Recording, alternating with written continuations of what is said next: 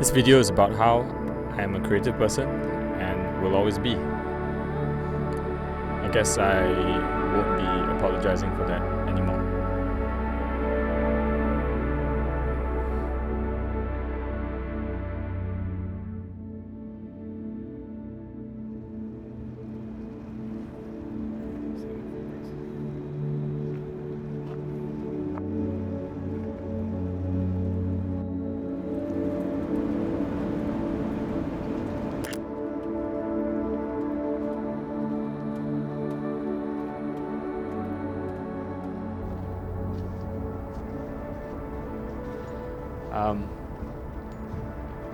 I'm out here. It's late at night.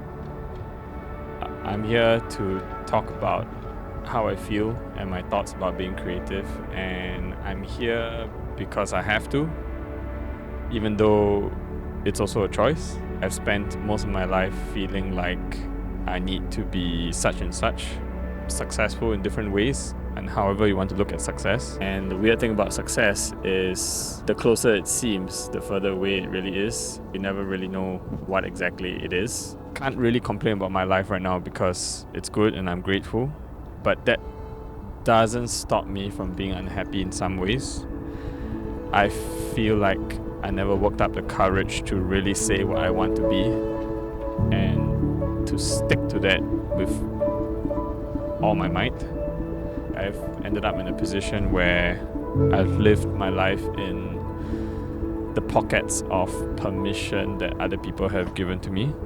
And that's a weird feeling to have when you're 35.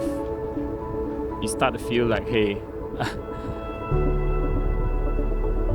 I'm all grown up. Maybe things should be different.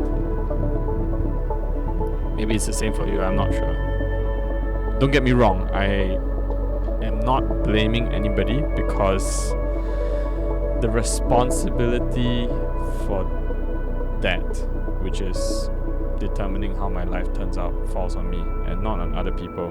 It's much easier to let someone else make a decision and blame them for it rather than decide yourself, and I want to get away from that as much as possible.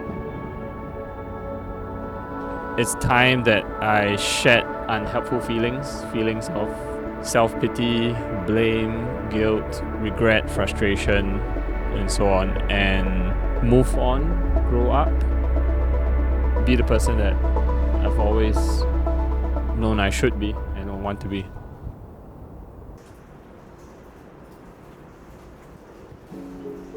So part 2 is about where I am right now and something I figured out after a lot of talking and thinking. One of the major threats I feel in my life right now is I have to be creative. It's not even a choice, I think. Beautiful things have always made me feel like I'm alive. Whether it's a beautiful piece of art or a beautiful piece of music, it feels like I'm experiencing life for the first time every single time. And when I experience that, I need to get up and create. I need to make something. I'm not sure where that comes from, but it's the strongest urge that I've ever experienced, and nothing else comes close. It's almost like that experience of being creative, experiencing beauty is proof I existed somehow, that this collection of oxygen, nitrogen, carbon came together at one point. It proves that I was here. I spent a lot of my life so far fighting that inner instinct and thinking that being creative is fluff. There are lots of other realer things like a real job, real success, and real responsibility. I really need to stop thinking that way. God is the original creator, and I do think that creating something is like touching the divine. We bring something into the world that wasn't there before through the act of will. It shows that we were here. And something not easily explainable as simply cause and effect. That idea came from you somehow, somewhere in your spirit. And I can't escape the thought that I really want to leave something beautiful behind when my time here on earth is up. Maybe you feel the same way too.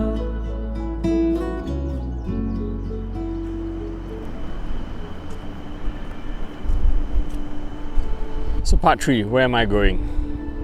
I figured out that not being creative is anathema to me. I can't stand it if I'm not being constantly creative. That's something I have to prioritize. I have to set aside time and energy and not apologize for it and not feel like I'm doing something that's not essential. Of course, I have to balance that with the people I love. That's something that I have to do.